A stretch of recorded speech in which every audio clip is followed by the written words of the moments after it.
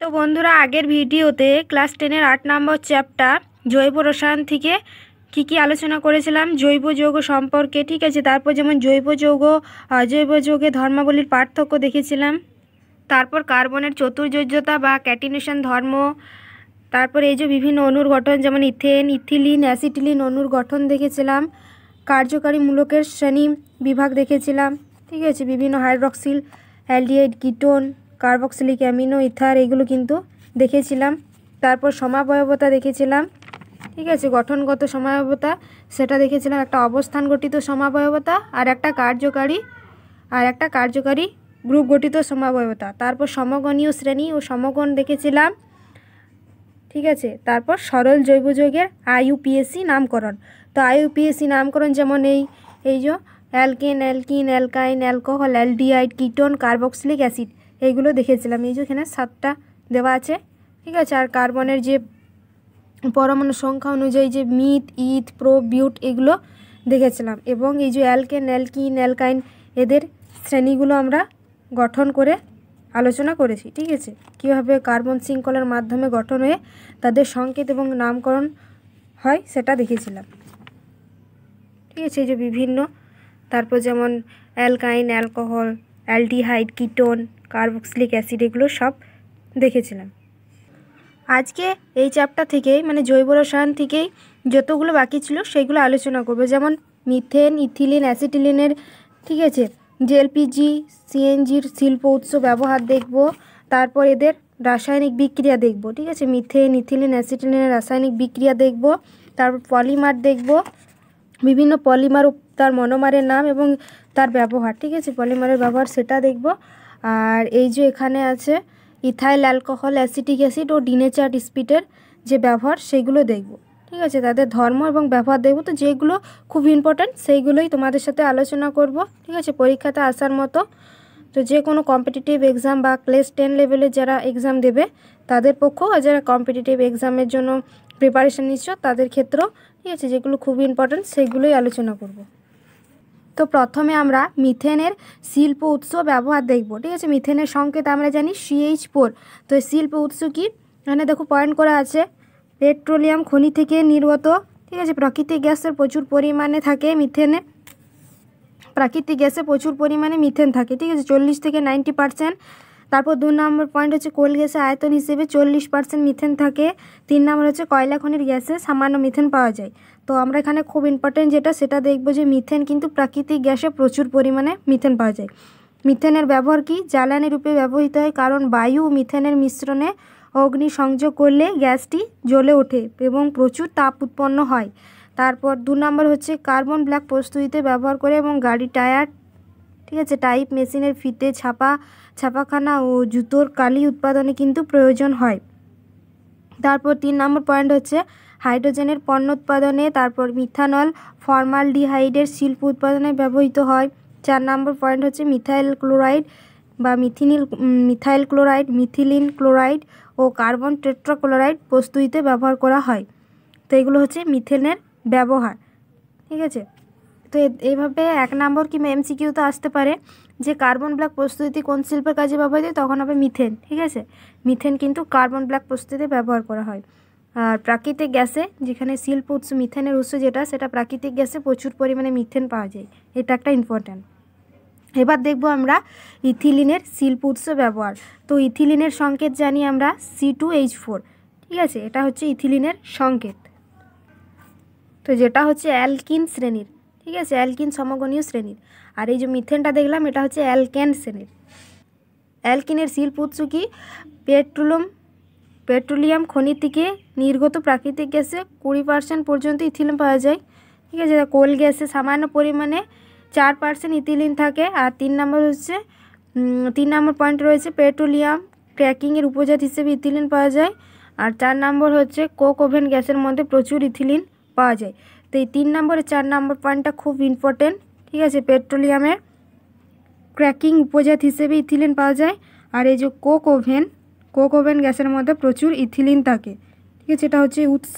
এবার ব্যবহার দেখব কি, যেমন কাঁচা ফল পাকবার জন্য পাকা ফলের সংরক্ষণে কিন্তু ইথিলিন ব্যবহার করে। এটা আমরা জানি যে এটা আমরা জানি যে কাঁচা ফল পাকার জন্য ইথিলিন ব্যবহার করা হয়। ঠিক আছে, তারপর কি 2 নম্বর পয়েন্ট আছে শল্য চিকিৎসায় চেতনানাশক রূপে ইথিলিন ও 20% অক্সিজেনের মিশ্রণে কিন্তু ব্যবহার করা হয়। তারপর ইথানল প্রস্তুতিতে ইথিলিন ব্যবহার করা হয়। তারপর পলিথিন ও ভিনাইল অ্যাসিটেট প্রস্তুতিতে, গ্লাইকল ডাইঅক্সাইড দ্রাবক প্রস্তুতিতে, যুদ্ধে ব্যবহৃত মাস্টার্ড গ্যাসের প্রস্তুতিতে ইথিলিন ব্যবহার করা হয়। ঠিক আছে, মাস্টার্ড গ্যাসে কোন শিল্পে ব্যবহার করা হয়? ইথিলিন। কাঁচা ফল পাকবার জন্য কোন যৌগ ব্যবহার করা হয়? কোন যৌগ বা কোন শিল্প? তখন ইথিলিন। ঠিক আছে, এভাবে 1 নম্বর মধ্যে আসতে পারে এবং 2 নম্বরে এদের উৎস ব্যবহার এইভাবে আসতে পারে। তো 2 নম্বরের মধ্যে যেমন তাদের ব্যবহার লেখো এগুলো আসবে। ঠিক আছে, 2 থেকে 3টে ব্যবহার লিখলেই হবে 2 নম্বরে। তারপর রয়েছে অ্যাসিটিলিনের শিল্প উৎস ব্যবহার। তো অ্যাসিটিলিনের ক্ষেত্রে কি? তো অ্যাসিটিলিনের সংজ্ঞা হচ্ছে C2H2। তো অ্যাসিটিলিন কোন শ্রেণীর মধ্যে পড়ছে? অ্যালকাইন। ঠিক আছে, অ্যালকাইনের শ্রেণীর মধ্যে অ্যাসিটিলিন পড়ছে, যেমন ইথাইন, প্রোপাইন, এই শ্রেণীটা, সেই শ্রেণীর মধ্যে অ্যাসিটিলিন পড়ছে। তো অ্যাসিটিলিন, ইথাইনটাকেই অ্যাসিটিলিন বলবো আমরা, যেটা ইথাইন তার সংকেতই হচ্ছে অ্যাসিটিলিন। অ্যালকাইন সমগণীয় শ্রেণীর মধ্যে অ্যাসিটিলিন পড়ছে, যেমন ইথাইন, প্রোপাইন, সেই শ্রেণী। ঠিক আছে, ইথাইনটাই হচ্ছে অ্যাসিটিলিন। তো এই যে এইদিকে আছে অ্যালকাইন, তো এই অ্যালকাইন শ্রেণীতেই কিন্তু অ্যাসিটিলিন পড়ছে, যেটা হচ্ছে ইথাইন। এই ইথাইনটাকে আমরা অ্যাসিটিলিন বলবো। এই যে C2H2, 2 কার্বন 2 হাইড্রোজেন ত্রিবন্ধন দ্বারা আছে, ট্রিপল বন্ড দ্বারা, তাহলে C2H2 হবে ইথাইন, বা এটাকে অ্যাসিটিলিন বলবো, এর 2 নাম। তো এটাই হচ্ছে অ্যাসিটিলিন, C2H2। তো এর উৎস কি? কোল গ্যাসের মধ্যে সামান্য পরিমাণে অ্যাসিটিলিন থাকে। 2 নম্বর হচ্ছে উচ্চ উষ্ণতায় প্রাকৃতিক গ্যাস পদার্থ মিথেনকে বিয়োজিত করে অ্যাসিটিলিন তৈরি করা হয়। তারপর অ্যাসিটিলিনের ব্যবহার কি? অক্সি অ্যাসিটিলিন শিখা 3000 ডিগ্রি সেলসিয়াস সৃষ্টিতে ব্যবহার করা হয়। তারপর কার্বাইড আলো জ্বালাতে, এটা খুব ইম্পর্টেন্ট যে কার্বাইড আলো জ্বালাতে কোন যৌগ বা কোন শিল্প ব্যবহার করা হয়? কার্বাইড আলো জ্বালাতে কোন যৌগ বা কোন শিল্প ব্যবহার করা হয়? অ্যাসিটিলিন। ঠিক আছে, তো কার্বাইড আলো জ্বালাতে কোন যৌগ বা কোন শিল্প ব্যবহার করা হয়? অ্যাসিটিলিন। 3 নম্বর পয়েন্ট আছে কৃত্রিম রবার, কৃত্রিম তন্তু, প্লাস্টিক উৎপাদনে কিন্তু অ্যাসিটিলিন ব্যবহার করা হয়। Benzene, acetone, acetic acid, ethyl alcohol প্রস্তুতিতে ব্যবহার করা হয়। 5 নম্বর পয়েন্ট হচ্ছে ওয়েস্ট্রসল প্রভৃতি অদাহ্য দ্রাবক, যেমন চর্বি, তেল, রেজিনের দ্রাবক উৎপাদনে অ্যাসিটিলিন ব্যবহার করা হয়। ঠিক আছে, তো এখানে যে অ্যাসিটিলিনের ব্যবহার সেটা হচ্ছে কার্বাইড আলো জ্বালাতে অ্যাসিটিলিন ব্যবহার করা হয়। কৃত্রিম রবার, কৃত্রিম তন্তু, প্লাস্টিক উৎপাদনে, PVC পলিভিনাইল ক্লোরাইড উৎপাদনে কিন্তু অ্যাসিটিলিন ব্যবহার করা হয়। তারপর benzene, acetone, acetic acid, ethyl alcohol প্রস্তুতিতে ব্যবহার করা হয়। আর ওয়েস্ট্রসল প্রভৃতিতে, যেমন যেগুলো অদাহ্য বা অদ্রাবক, যেমন চর্বি, তেল, রেজিনে, যেগুলো অদাহ্য সেগুলো কিন্তু অ্যাসিটিলিন ব্যবহার করা হয়। এরপর রয়েছে LPGর শিল্প উৎস ও ব্যবহার। তো কি বলেছে? এটি তরলীকৃত petroleum gas, liquefied petroleum gas. এই যে LPGর ফুল ফর্ম হচ্ছে লিকুইফাইড পেট্রোলিয়াম গ্যাস, এটা ইম্পর্টেন্ট। ঠিক আছে, একে সংক্ষেপে LPG বলি। ঠিক আছে, তারপর যেমন 3 থেকে 4টি কার্বন পরমাণু সম্পন্ন হাইড্রোকার্বন গ্যাসের মিশ্রণ থাকে। এর প্রধান উপাদান হচ্ছে বিউটেন, এছাড়া কিছু পরিমাণ ইথেন ও প্রোপেন থাকে। তো LPGর প্রধান উপাদান হচ্ছে বিউটেন। ঠিক আছে, তো এমনিতে যদি এক্সামে থাকে যে LPGর উপাদানগুলি কি কি, তখন লিখবো যে ইথেন, প্রোপেন, বিউটেন, এই 3টেই লিখবা। যদি বল প্রধান উপাদান LPGর, তখন কিন্তু বিউটেন হচ্ছে LPGর প্রধান উপাদান। তো এখানে LPGর শিল্প উৎস দেওয়া আছে, এটা খুব একটা ইম্পর্টেন্ট নয়, তবু দেখে রাখবে। ঠিক আছে, এটি তরলীকৃত পেট্রোলিয়াম গ্যাস, যাকে বলা হচ্ছে লিকুইফাইড পেট্রোলিয়াম গ্যাস। এরপর দেখব আমরা LPGর যে ব্যবহার। ঠিক আছে, প্রধানত রান্নার কাজে এবং বিভিন্ন শিল্প জ্বালানি রূপে ব্যবহৃত হয়। এর উপাদান গ্যাসগুলি বর্ণহীন, গন্ধহীন ও জ্বলনশীল। সিলিন্ডারে গ্যাসে অল্প পরিমাণে দুর্গন্ধযুক্ত ইথাইল মারক্যাপটন মেশানো থাকে। সিলিন্ডার থেকে গ্যাস লিক করলে দুর্গন্ধ পাওয়া যায়, সঙ্গে সঙ্গে সতর্কমূলক ব্যবস্থা নিয়ে দুর্ঘটনা এড়ানো যায়। ঠিক আছে, তো সিলিন্ডারের মধ্যে যে দুর্গন্ধ গ্যাসটি থাকে সেটা হচ্ছে ইথাইল মার ক্যাপ্টেন। এর সংকেত হচ্ছে C2H5SH। ঠিক আছে, এটা মেশানো থাকে। যদি সিলিন্ডার থেকে গ্যাস লিক করে তখন এই দুর্গন্ধ পাওয়া যায়। তো এলপিজি সিলিন্ডারে কিন্তু ইথাইল মার ক্যাপ্টেন মেশানো থাকে, এর সংকেতটা দেখে রাখবে। ঠিক আছে, ইথাইল মার ক্যাপ্টেন। এরপর রয়েছে সিএনজির শিল্প উৎস ব্যবহার। তো সিএনজির ফুল ফর্ম কি? Compressed natural gas. ঠিক আছে, সিএনজির full form compressed natural gas. তো এটার কি বলেছে? এটি সংনির্মিত প্রাকৃতিক গ্যাস। ঠিক আছে, সংক্ষেপে এই যে কম্প্রেসড ন্যাচারাল গ্যাস, সংক্ষেপে এটাকে সিএনজি বলছি। যেমন এলপিজির হচ্ছে full form liquefied petroleum gas, তাকে আমরা শর্ট ফর্মে কি বলছি? এলপিজি। সেরকম এই যে কম্প্রেসড ন্যাচারাল গ্যাসকে আমরা শর্ট ফর্মে বলবো সিএনজি। এর মূল উপাদান কিন্তু মিথেন। এটা খুব ইম্পর্ট্যান্ট যে সিএনজির মূল উপাদান বা প্রধান উপাদান কি? সিএনজির প্রধান উপাদান হচ্ছে মিথেন। ঠিক আছে, 90% থাকে কিন্তু সিএনজিতে প্রধান উপাদান মিথেন 90% থাকে। আর এলপিজি গ্যাসে আমরা কি দেখলাম? প্রধান উপাদান বিউটেন।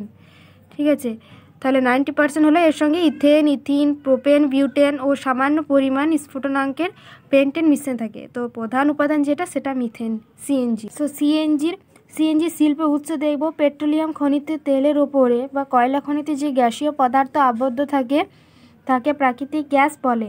ঠিক আছে, একে চাপ প্রয়োগ করলে তরলে পরিণত হয়। এটি সংনমিত বা তরলীকৃত প্রাকৃতিক গ্যাস, যাকে আমরা সিএনজি বলছি।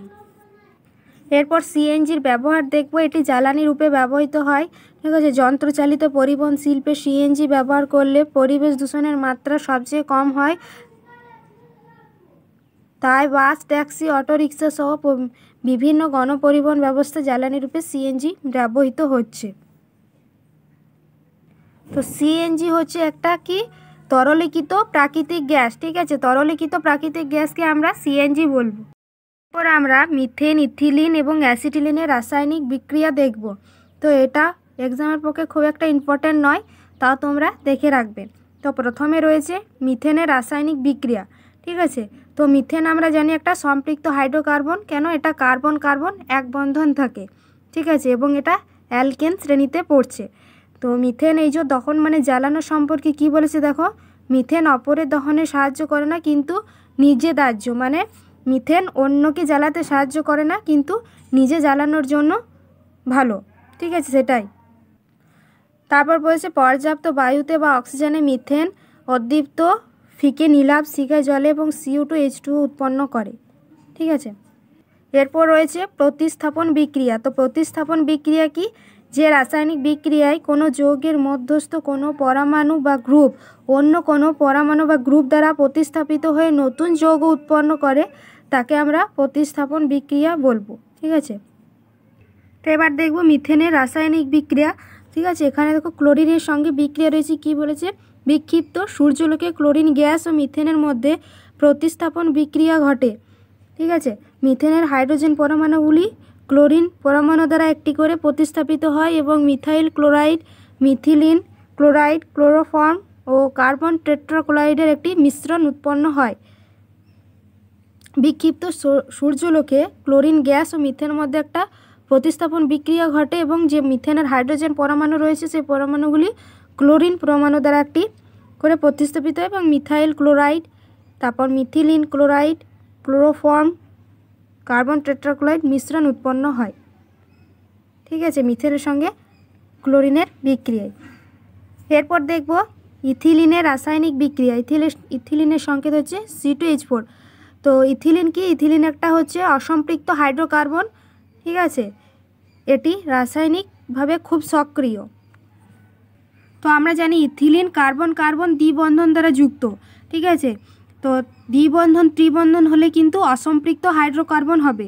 ঠিক আছে, এটা কিন্তু অ্যালকিন শ্রেণীর মধ্যে পড়ছে। তো ইথিলিন অসম্পৃক্ত হাইড্রোকার্বনের মধ্যে পড়ছে। ঠিক আছে, ইথিলিন হচ্ছে অ্যালকিন শ্রেণীর মধ্যে। তো অ্যালকিন শ্রেণীর মধ্যে যেহেতু ইথিলিন পড়ছে, তাহলে ইথিলিন কী হবে? অসম্পৃক্ত হাইড্রোকার্বন। আর আমরা জানি যে অসম্পৃক্ত হাইড্রোকার্বন রাসায়নিকভাবে খুব সক্রিয় হয়। ঠিক আছে, সম্পৃক্ত হাইড্রোকার্বনের তুলনায় অসম্পৃক্ত হাইড্রোকার্বন রাসায়নিকভাবে খুব সক্রিয় হয়। ইথিলিনের যৌথ বিক্রিয়া দেখব। তো যৌথ বিক্রিয়া কি? যে বিক্রিয়ায় কোনো অসম্পৃক্ত হাইড্রোকার্বন যৌগের অণুর সঙ্গে অন্য কোনো মৌল বা যৌগের অণু সম্পূর্ণরূপে যুক্ত হয়ে যায় এবং কোনো অংশই পৃথক হয় না, সেটাকে আমরা যৌথ বিক্রিয়া বলবো। ঠিক আছে, কোনো অসম্পৃক্ত হাইড্রোকার্বনের মানে অসম্পৃক্ত যৌগের সঙ্গে আমরা কোনো মৌল বা যৌগ যদি সম্পূর্ণভাবে যুক্ত করি, তার যে কোনো অংশ ঠিক আছে কোনো অংশই পৃথক হবে না, সেটাই হচ্ছে যৌথ বিক্রিয়া। ওই মৌল বা যৌগকে যদি পৃথক করতে চাই, ওই মৌলকে বা যৌগকে যদি সম্পূর্ণরূপে যুক্ত করি, ঠিক আছে, তারপর যদি ওই যৌগটাকে আমরা পৃথক করতে চাই, তো সেটাকে আমরা কোনোভাবেই কিন্তু পৃথক করতে পারবো না, সেটাই হচ্ছে যৌথ বিক্রিয়া। ঠিক আছে, সম্পূর্ণরূপে যুক্ত করার পর কিন্তু পৃথক করা যাবে না। যেমন এখানে হাইড্রোজেনের সঙ্গে যৌথ বিক্রিয়া রয়েছে আর ব্রোমিনের সঙ্গে যৌথ বিক্রিয়া রয়েছে, ঠিক আছে, ইথিলিনের। তো এখানে হাইড্রোজেনের সঙ্গে যৌথ বিক্রিয়া কী রয়েছে? প্ল্যাটিনাম আর প্যালাডিয়াম বা র্যানি নিকেল অনুঘটকের উপস্থিতি সাধারণ উষ্ণতাতেই ইথিলিনের সঙ্গে হাইড্রোজেন গ্যাসের বিক্রিয়ায় যৌগ ইথেন উৎপন্ন হয়। ঠিক আছে, এই বিক্রিয়ায় প্রতিটি ইথিলিন অণু এক অণু হাইড্রোজেনের সঙ্গে যুক্ত হয়ে সম্পৃক্ত হাইড্রোকার্বন ইথেনে পরিণত হয়। তো দেখো, প্ল্যাটিনাম, প্যালাডিয়াম, ঠিক আছে, র্যানি নিকেল বিভিন্ন ধাতুর উপস্থিতিতে যখন ইথিনের সঙ্গে হাইড্রোজেনের বিক্রিয়া করছি, যৌথ বিক্রিয়া, তখন কিন্তু ইথেন উৎপন্ন হচ্ছে। তখন ইথেন মানে আমরা জানি সম্পৃক্ত হাইড্রোকার্বন। ঠিক আছে, ইথিলিন হচ্ছে অসম্পৃক্ত হাইড্রোকার্বন, যেহেতু কার্বন কার্বন দ্বিবন্ধন রয়েছে। যখন হাইড্রোজেনের সঙ্গে যৌথ বিক্রিয়া করছি তখন ইথেন উৎপন্ন হচ্ছে মানে সম্পৃক্ত হাইড্রোকার্বন। ঠিক আছে, কার্বন কার্বন এক বন্ধন হয়ে যাচ্ছে। তো সেটা এখানে বলেছে। ঠিক আছে, সম্পৃক্ত হাইড্রোকার্বনে উৎপন্ন হচ্ছে। তো সম্পৃক্ত হাইড্রোকার্বনে উৎপন্ন হচ্ছে, তো এর সংকেত হচ্ছে C2H6। তো দেখো এখানে বিক্রিয়াটা দেওয়া আছে। ঠিক আছে, এটি ইথিলিনের হাইড্রোজিনেশন তথা বিজারণ বিক্রিয়া। এরপর রয়েছে ব্রোমিনের সঙ্গে যৌথ বিক্রিয়া। ঠিক আছে, ইথিলিনের সঙ্গে যে ব্রোমিনের সেটা যৌথ বিক্রিয়া দেওয়া আছে। ব্রোমিনকে জৈব দ্রাবক কার্বন টেট্রাক্লোরাইড বা ক্লোরোফর্মে দ্রবীভূত করে ওই দ্রবণের মধ্য দিয়ে ইথিলিন গ্যাস চালনা করলে প্রতিটি ইথিলিন অণুর সাথে এক অণু ব্রোমিন যুক্ত হয়ে ইথিলিন ডাইব্রোমাইড বা একটা থেকে দুটো ডাইব্রোমোমিথেন নামক বর্ণহীন যৌথ বিক্রিয়া উৎপন্ন হবে। তো দেখো, লাল বর্ণের ব্রোমিন দ্রবণ বর্ণহীন হয়ে যায়। এই বিক্রিয়াটি দ্বারা প্রমাণ করা যায় যে ইথিলিন একটি অসম্পৃক্ত হাইড্রোকার্বন। যে কোনো অ্যালকিনে কিন্তু লাল বর্ণের ব্রোমিন দ্রবণকে বর্ণহীন করে।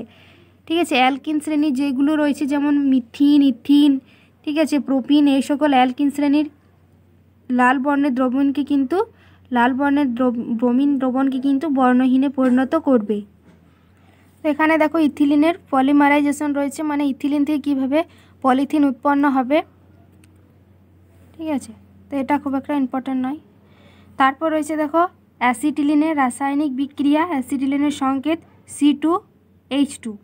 তো এটা ইথাইন শ্রেণীতে তো এটা অ্যালকাইন শ্রেণীর মধ্যে পড়ছে, যেটা ইথাইন, প্রোপাইন ওইগুলো। তো ইথাইন মানে হচ্ছে অ্যাসিটিলিন, আর অ্যাসিটিলিন আমরা জানি অসম্পৃক্ত হাইড্রোকার্বন। ঠিক আছে, এটি রাসায়নিকভাবে খুব সক্রিয় এবং যৌথ বিক্রিয়ায় অংশগ্রহণ করে। তো অ্যাসিটিলিন মানে অসম্পৃক্ত হাইড্রোকার্বন হবে, কারণ অ্যাসিটিলিনের ক্ষেত্রে কার্বন কার্বন ত্রিবন্ধন থাকে। ঠিক আছে, এটাও এখানে যৌথ বিক্রিয়া রয়েছে, একটা হাইড্রোজেনের সঙ্গে যৌথ বিক্রিয়া এবং ব্রোমিনের সঙ্গে যৌথ বিক্রিয়া। যেমন ইথিলিনের দেখলাম হাইড্রোজেনের সঙ্গে যৌথ বিক্রিয়া এবং ব্রোমিনের সঙ্গে যৌথ বিক্রিয়া, এখানেও অ্যাসিটিলিনের ক্ষেত্রেও এখানে হাইড্রোজেনের সঙ্গে যৌথ বিক্রিয়া দেওয়া আছে এবং ব্রোমিনের সঙ্গেও যৌথ বিক্রিয়া দেওয়া আছে। তো এখানে দেখো অ্যাসিটিলিনের সঙ্গে হাইড্রোজেনের যৌথ বিক্রিয়া দেওয়া আছে কি? নিকেল অনুঘটকের উপস্থিতিতে 200 ডিগ্রি সেলসিয়াস উষ্ণতায় অথবা প্ল্যাটিনাম, প্যালাডিয়াম বা র্যানি নিকেল অনুঘটকের উপস্থিতিতে সাধারণ উষ্ণতায় প্রতিটি অ্যাসিটিলিন অণুর সঙ্গে প্রথমে এক অণু হাইড্রোজেন যুক্ত হয়ে ইথিলিন ও পরে এক অণু হাইড্রোজেন যুক্ত হয়ে ইথেন উৎপন্ন করে। ইথিলিন যেভাবে দেখলাম হাইড্রোজেনের সঙ্গে উৎপন্ন করে ইথেন উৎপন্ন হচ্ছে, এখানেও কিন্তু অ্যাসিটিলিনের ক্ষেত্রেও দুবার হাইড্রোজেন যুক্ত হয়ে কিন্তু ইথেন উৎপন্ন হবে। প্রথমে অ্যাসিটিলিন অণুর সঙ্গে এক অণু হাইড্রোজেন যুক্ত ইথিলিন, তারপর ইথিলিনের সঙ্গে আবার কী হচ্ছে, পরে আরও এক অণু হাইড্রোজেন যুক্ত ইথেন উৎপন্ন হবে।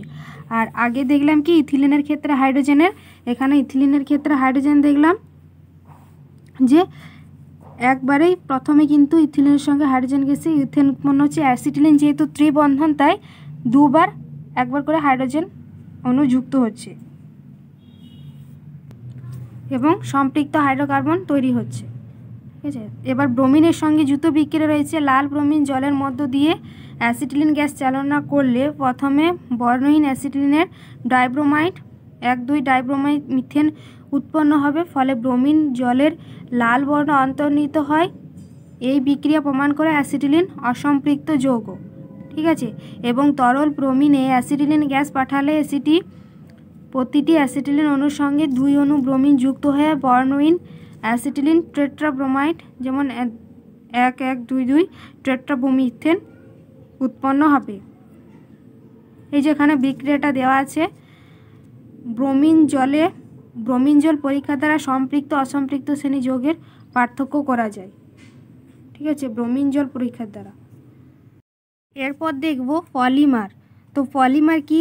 পলিমারাইজেশন বিক্রিয়ায় বহু সংখ্যক সরল অণু পরস্পর সংযোজিত হয়ে যে উচ্চ আণবিক ভর বিশিষ্ট যৌগ উৎপন্ন করে তাকে আমরা পলিমার বলবো। যেমন পলিথিন হলো ইথিলিনের একটা পলিমার। ঠিক আছে, অপরদিকে যেসব সরল অণু সংযোগে পলিমার গঠিত হয় সেই সরল অণুগুলিকে আমরা মনোমার বলবো। যেমন পলিথিনের মনোমার ইথিলিন। তো আমরা জানি মনো মানেই হচ্ছে এক বা সরল। ঠিক আছে, তো এখানে যেহেতু মনোমার বলেছে তাই এখানে সরল অণু, আর আমরা জানি পলি কথার মানেই হচ্ছে জটিল বা অনেক, আর এখানে পলিমার বলেছে তাই এখানে জটিল অণু মানে অনেকগুলি সরল অণু মিলিয়ে যে জটিল অণু তৈরি হয় সেটা হচ্ছে পলিমার। তো এখানে বিভিন্ন পলিমারের ব্যবহার ও সংশ্লিষ্ট মনোমারের নাম দেওয়া আছে। যেমন পলিমার হচ্ছে পলিথিন বা পলিইথিলিন। ঠিক আছে, এর সংকেত হচ্ছে পি। এবং পলিথিনের মনোমার কি? ইথিলিন বা ইথিন যাকে বলা হচ্ছে। পলিথিনের মনোমার ইথিন। ঠিক আছে, ইথিন হচ্ছে একটা সরল, আর পলি কথার অর্থ মানে পলিমার হচ্ছে একটা জটিল। ঠিক আছে, মনোমারের যে অনেকগুলি অণু রয়েছে, অনেকগুলি সরল অণু দিয়ে কিন্তু কি জটিল অণু বা পলিমার তৈরি হচ্ছে। ঠিক আছে, এর সরল সংকেত এটা জটিল, এটা সরল। তো এর ব্যবহার কি দেওয়া রয়েছে দেখো, প্যাকিং দ্রব্য রূপে, ক্যারি ব্যাগ তৈরিতে, জলের পাইপ, জলের ট্যাঙ্ক, বোতল, বালতি, মগ, কাপ, জানলার নেট প্রস্তুতিতে ব্যবহার করা হয়। তারপর তড়িৎ পরিবাহী তারের আচ্ছাদন প্রস্তুতিতে ব্যবহার করা হয়। ঠিক আছে, পলিমার। তো পলিমার মানে এখানে কি? পলিথিন। ঠিক আছে, পলিথিন এই সকল কাজে ব্যবহার করা হয়। এরপর পলিমারের নাম হচ্ছে পলিভিনাইল ক্লোরাইড, যাকে আমরা সংকেতে কি বলবো? পিভিসি। ঠিক আছে, এর মনোমারের নাম হচ্ছে ফিনাইল ক্লোরাইড, মানে এটা হচ্ছে সরল অণু। ঠিক আছে, তো এই যে পলিভিনাইল ক্লোরাইড পিভিসির ব্যবহার কি দেখবো? তারের আচ্ছাদন। 2 নম্বর হচ্ছে পাইপ, ট্যাঙ্ক, ব্যাগ, রেফ্রিজারেটর ভেতরের অংশ তৈরি করতে। 3 নম্বর হচ্ছে কৃত্রিম মেঝে তৈরি করতে কিন্তু পিভিসি ব্যবহার করা হয়, যাকে বলা হয় পলিভিনাইল ক্লোরাইড। ঠিক আছে, যদি বলে পলিভিনাইল ক্লোরাইডের মনোমারের নাম কি, তখন এটা লিখবে ফিনাইল ক্লোরাইড। আর যদি বলে ভিনাইল ক্লোরাইডের পলিমারের নাম কি, তখন হবে পলিভিনাইল ক্লোরাইড। ঠিক আছে, এরপর রয়েছে পলিটেট্রাফ্লুরোইথিলিন। তো এর সংকেত এটা শর্ট করে আছে PTFE। ঠিক আছে, একে আমরা টেফলনও বলবো। ঠিক আছে, ছোটো ভাষায় ট্যাফলন বলবো, আর বড় ভাষায় এটা পলিটেট্রাফ্লুরোইথিলিন। তো এর মনোমারের নাম কি? টেট্রাফ্লুইথিলিন। ঠিক আছে, টেট্রাফ্লুরোইথিলিন। তো এই যে টেফলন, এই টেফলনের ব্যবহার কি এখানে পলিমারের ব্যবহার দেওয়া আছে। পলিমার মানে এই যে টেফলন বা পলিটেট্রাফ্লুরোইথিলিন। তো কী কাজে ব্যবহার করা হয়? ননস্টিক বাসন তৈরি করতে, তারপর বৈদ্যুতিক সরঞ্জামের অন্তরক পদার্থ হিসেবে, রাসায়নিক পদার্থ বহনকারী পাইপ, ট্যাঙ্ক, তারপর রসায়নগারে বিভিন্ন সরঞ্জাম তৈরি করতে কিন্তু টেফলন ব্যবহার করা হয়। তো পলিমার 2 ধরনের হয়, একটা হচ্ছে জৈব বিশ্লেষ্য পলিমার। ঠিক আছে, জৈব বিশ্লেষ্য বা জৈব ভঙ্গুর পলিমার, আর একটা হচ্ছে জৈব অবিশ্লেষ্য বা জৈব অভঙ্গুর পলিমার। ঠিক আছে, তো জৈব বিশ্লেষ্য বা জৈব ভঙ্গুর পলিমার কি? যেসব পলিমার প্রকৃতিতে উপস্থিত বিভিন্ন অণুজীব, ব্যাকটেরিয়া, ছত্রাক ইত্যাদি দ্বারা বিশ্লিষ্ট হয়ে সরল অণুতে যেমন কার্বন ডাইঅক্সাইড, জলীয় বাষ্প রূপান্তরিত হয়ে তাদের জৈব বিশ্লেষ্য পলিমার বলে। ঠিক আছে, যেমন উদ্ভিজ ও প্রাণীজ উৎস থেকে প্রাপ্ত জৈব পলিমার সমূহ। ঠিক আছে, কার্বোহাইড্রেট যেমন সেলুলোজ, স্টার্চ, তারপর প্রোটিন, নিউক্লিক অ্যাসিড। ঠিক আছে, এগুলো হচ্ছে জৈব বিশ্লেষ্য। এগুলি অণুজীব নিঃসৃত এনজাইম দ্বারা বিশ্লিষ্ট হয়ে সরল অণুতে রূপান্তরিত হয়। যেমন বাঁশ, কাঠ, খড়, কাগজ, তুলো ইত্যাদি সেলুলোজ সমৃদ্ধ পদার্থগুলি জৈব বিশ্লেষ্য, তাই এগুলো পরিবেশ দূষণ ঘটায় না। এরপর রয়েছে জৈব অবিশ্লেষ্য পলিমার। ঠিক আছে, জৈব অবিশ্লেষ্য বা জৈব অভঙ্গুর পলিমার, যেসব পলিমার প্রকৃতিতে মূলত মাটিতে উপস্থিত বিভিন্ন অণুজীব যেমন ব্যাকটেরিয়া, ছত্রাক ইত্যাদি সরল অণুতে CO2 H2O মানে কার্বন ডাইঅক্সাইড জলীয় বাষ্প বিশ্লিষ্ট হয় না। ঠিক আছে, তাদের জৈব অবিশ্লেষ্য পলিমার বলে। বিভিন্ন কৃত্রিম পলিমার সমূহ যেমন পলিথিল, পলিভিনাইল ক্লোরাইড মানে PVC, তারপর টেফলন, পলিস্টাইন ইত্যাদি হলো জৈব অবিশ্লেষ্য। এগুলো প্রকৃতিতে কিন্তু বিশ্লিষ্ট হয় না। আর এই যে জৈব বিশ্লেষ্য, এগুলো কিন্তু বিশ্লিষ্ট হয়ে যায়।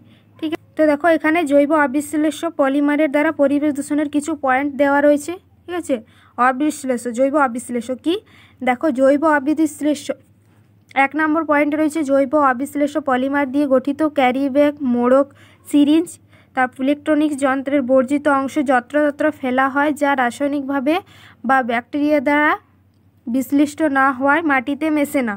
ঠিক আছে, অবিশ্লেষ্য মানে বলেই দিয়েছে জৈব অবিশ্লেষ্য, তাহলে কিন্তু কি এগুলো মাটিতে মিশবে না সহজে। 2 নম্বর পয়েন্ট কি, এগুলি মাটির নিচে দীর্ঘদিন থাকার ফলে কি হয়, দীর্ঘদিন থাকায় জলবায়ুকরণের মাধ্যমে বিষাক্ত রাসায়নিক উপাদান ত্যাগ করে ফলে মৃত্তিকা দূষণ ঘটে, বিভিন্ন উপকারী ব্যাকটেরিয়া মারা যায়।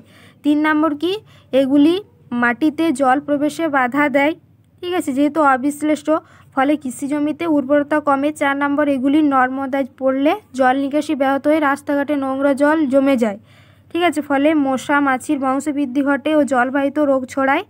5 নম্বর, এগুলি জলাশয়ে জমা হয়ে জলজ জীবের স্বাভাবিক পুষ্টি বৃদ্ধি ব্যাহত করে।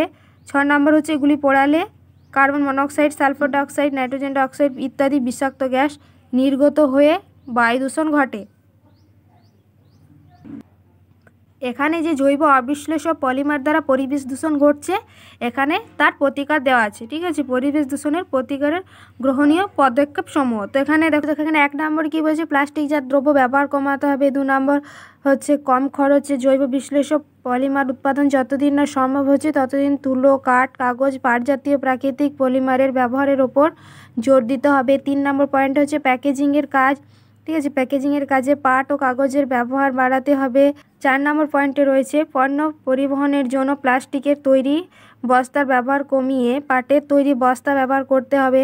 5 নম্বর রয়েছে স্বল্প খরচে কৃত্রিম উপায়ে জৈব বিশ্লেষ্য পলিমার তৈরি করে তার ব্যবহার বৃদ্ধি করতে হবে। 6 নম্বর হচ্ছে বিশেষ উপায়ে প্রস্তুত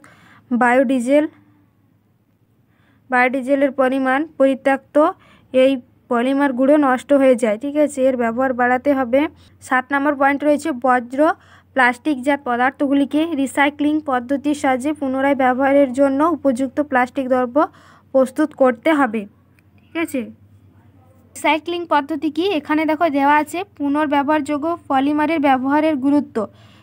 ঠিক আছে, পুনরায় যে পলিমার ব্যবহার করা হচ্ছে সেটা হচ্ছে রিসাইক্লিং পদ্ধতি। যে দেখো, ব্যবহৃত পলিমার জাতীয় সামগ্রীকে কাঁচামাল হিসেবে ব্যবহার করে পুনরায় পলিমার তৈরি করার পদ্ধতিকে আমরা রিসাইক্লিং বলবো। ঠিক আছে, রয়েছে দেখো ইথাইল অ্যালকোহল, অ্যাসিটিক অ্যাসিড ও ডিনেচার্ড স্পিরিট। ঠিক আছে, এগুলোর ব্যবহার এবং এদের ধর্ম দেওয়া আছে। প্রথমে দেখো ইথাইল অ্যালকোহলের ব্যবহার দেওয়া আছে। 1 নম্বর পয়েন্টে কি, রঞ্জক দ্রব্য, সুগন্ধি, কৃত্রিম রবার, কৃত্রিম তন্তু ও ওষুধ প্রস্তুতিতে কিন্তু দ্রাবক হিসেবে কিন্তু ইথাইল অ্যালকোহল ব্যবহার করা হয়। 2 নম্বর পয়েন্ট রয়েছে ইথার, এস্টার, ক্লোরোফর্ম, অ্যাসিটালডিহাইড, তারপর অ্যাসিটিক অ্যাসিড ইত্যাদি যৌগ প্রস্তুতিতে ব্যবহার করা হয় ইথাইল অ্যালকোহল। 3 নম্বর রয়েছে রেকটিফাইড স্পিরিট। ঠিক আছে, যেখানে ইথানল থাকবে 95.6% এবং জল থাকবে 4.4%। এই দুটোর মিশ্রণে কি রেকটিফাইড স্পিরিট প্রস্তুত করা হয়, যাকে জীবাণুনাশক হিসেবে ব্যবহার করা হয়। ঠিক আছে, জীবাণুনাশক হিসেবে ব্যবহার করা হয় কি রেকটিফাইড স্পিরিট ইথানলকে কাজে লাগিয়ে। ঠিক আছে, ইথানল ও জলের মিশ্রণে। তারপর কি 4 নম্বর পয়েন্টে রয়েছে বিভিন্ন মদ জাতীয় পানীয়ের প্রধান উপাদান রূপে ব্যবহার করা হয়। 5 নম্বর পয়েন্ট আছে পেট্রোলের সঙ্গে মিশিয়ে পাওয়ার অ্যালকোহল, যেমন মোটর গাড়ির জ্বালানি প্রস্তুতিতে ব্যবহার করা হয়। 6 নম্বর হচ্ছে শীত প্রধান দেশে মোটর গাড়ির রেডিয়েটরে জলের পরিবর্তে জল ও ইথানলের মিশ্রণ হিমায়ন রোধক রূপে ব্যবহার করা হয়। আর 6 নম্বর পয়েন্ট আছে মেথিলেটেড স্পিরিট তারপর টিংচার অফ আয়োডিন, টনিক ইত্যাদি প্রস্তুতিতে কিন্তু ইথাইল অ্যালকোহল ব্যবহার করা হয়। তো এইভাবে এক্সামে আসতে পারে যে ইথাইল অ্যালকোহলে জীবাণুনাশক হিসেবে কি ব্যবহার করা হয়, রেকটিফাইড স্পিরিট। ঠিক আছে, রেকটিফাইড স্পিরিট যেটাতে ইথানল আছে 95.6% আর 4.4% জলের মিশ্রণ, এই দুটোকে মিশ্রণের ফলে রেকটিফাইড স্পিরিট ব্যবহার করা হয়। তারপর যেমন ইথাইল অ্যালকোহল মদ জাতীয় পানীয়ের প্রধান উপাদান হিসেবে ব্যবহার করা হয়।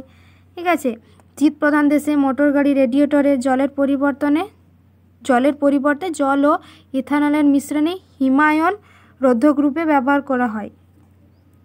ঠিক আছে, ইথাইল অ্যালকোহলের ব্যবহারে হিমায়ন রোধক রূপেও কিন্তু ব্যবহার করা হয়। তারপর methylated spirit, tincture of iodine ও টনিক প্রস্তুতি কিন্তু ইথাইল অ্যালকোহলের খুব একটা গুরুত্বপূর্ণ অংশ। এখানে ইথাইল অ্যালকোহলের ধর্ম দেওয়া আছে। ঠিক আছে, ইথাইল অ্যালকোহল কি, এটি বর্ণহীন, সুমিষ্ট গন্ধ ও উগ্র স্বাদযুক্ত প্রশম প্রকৃতির দাহ্য তরল পদার্থ। ঠিক আছে, এটি যে কোনো অনুপাতে জলে দ্রবীভূত হয়। ইথাইল অ্যালকোহল যে কোনো অনুপাতে জলে দ্রবীভূত হয়।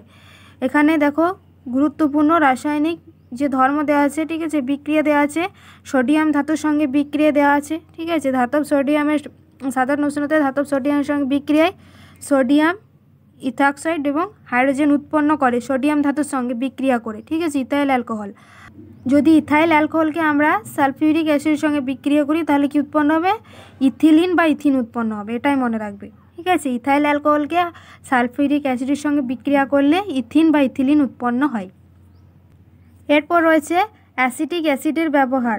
তো অ্যাসিটিক অ্যাসিড মানে আমরা জানি ভিনিগার। ঠিক আছে, সংকেত কি CH3COOH আমরা পড়ছি আগে, সেটা কার্বক্সিলিক গ্রুপের মধ্যে পড়ছে। এই যে এখানে আছে আমরা আগে পড়েছি। ঠিক আছে, এখানে দেখো CH3COOH এটা হচ্ছে ইথানোয়িক অ্যাসিড বা অ্যাসিটিক অ্যাসিড।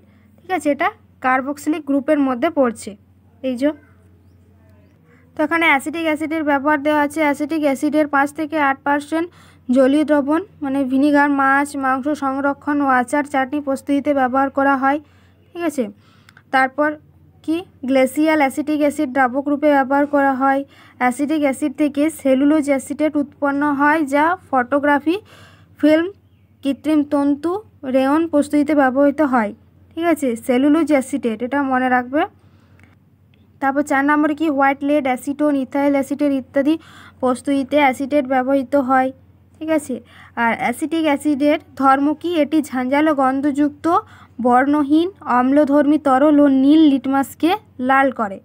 ঠিক আছে, অ্যাসিটিক অ্যাসিডের ধর্ম কি, এটি ঝাঁঝালো গন্ধযুক্ত এবং বর্ণহীন আর অম্লধর্মী। ঠিক আছে, অম্লধর্মী মানে অ্যাসিড ধর্মী, তাহলে অ্যাসিড কি, অ্যাসিড নীল লিটমাসকে লাল করে আমরা জানি।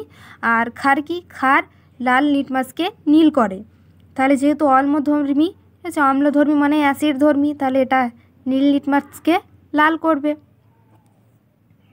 তো এটিও সেই জলে যে কোনো অনুপাতে দ্রাব্য। এরপর দেখো বিক্রিয়া রয়েছে, একটা হচ্ছে অ্যাসিটিক অ্যাসিডের সঙ্গে ক্ষারের বিক্রিয়া আর একটা হচ্ছে অ্যাসিটিক অ্যাসিডের সঙ্গে ইথাইল অ্যালকোহলের সঙ্গে বিক্রিয়া। ঠিক আছে, একটা রয়েছে ইথাইল অ্যালকোহলের সঙ্গে অ্যাসিটিক অ্যাসিডের বিক্রিয়া। তো দেখো অ্যাসিটিক অ্যাসিড ক্ষারের সঙ্গে বিক্রিয়া করে কি উৎপন্ন হবে, যেমন সোডিয়াম হাইড্রক্সাইডের সঙ্গে বিক্রিয়া করে সোডিয়াম অ্যাসিটেট লবণ এবং জল উৎপন্ন করবে। ঠিক আছে, আর 2 নম্বর হচ্ছে এটি সোডিয়াম বাইকার্বনেটের সঙ্গে বিক্রিয়া সোডিয়াম অ্যাসিটেট ও জল উৎপন্ন করবে। এর সঙ্গে বুদবুদ আকারে CO2 গ্যাস নির্গত হবে। আর ইথাইল অ্যালকোহলের সঙ্গে বিক্রিয়ায় কি উৎপন্ন হবে, দেখো H2SO4 মানে সালফিউরিক অ্যাসিডের উপস্থিতিতে অ্যাসিটিক অ্যাসিড ও নির্জল ইথাইল অ্যালকোহলের মিশ্রণকে জল গায়ে উত্তপ্ত করলে ইথাইল অ্যাসিটেট নামক এস্টার ও জল উৎপন্ন হয়। বিক্রিয়াটি হচ্ছে উভমুখী, এই বিক্রিয়াকে অ্যাস্টারিফিকেশন বলে। ঠিক আছে, তো অ্যাসিটিক অ্যাসিড যদি ইথাইল অ্যালকোহলের সঙ্গে বিক্রিয়া করে, ঠিক আছে, H2SO4 এর উপস্থিতিতে, তখন সেটাকে আমরা অ্যাস্টারিফিকেশন বলবো। এটা মনে রাখবে, এটা খুব ইম্পর্ট্যান্ট লাইন। এরপর দেখো কি রয়েছে, পানীয় রূপে ইথানল ব্যবহারের শারীরবৃত্তীয় প্রভাব। ঠিক আছে, মানবদেহে অল্প মাত্রায় ইথানল উত্তেজনা সৃষ্টি করে, কিন্তু বেশি মাত্রায় গ্রহণ করলে বিভিন্ন উপসর্গ দেখা যায়, যেমন মাথা ধরা, ঝিমুনি, ঠিক ঠিক আছে। ঝিমুনি, কাজ করার প্রতি অনীহা, আত্মসংযমের বিলুপ্তি, তারপরে কথা জড়িয়ে যাওয়া, সংযোগকারী স্নায়ু আক্রান্ত হয়।